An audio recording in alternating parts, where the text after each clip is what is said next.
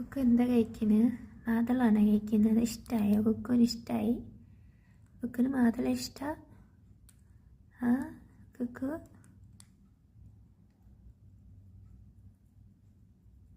മാതള ഭയങ്കര ഇഷ്ടമായിട്ടോ. കുറേ ഇങ്ങനെ മേടിച്ച് കഴിക്കുന്നുണ്ട്.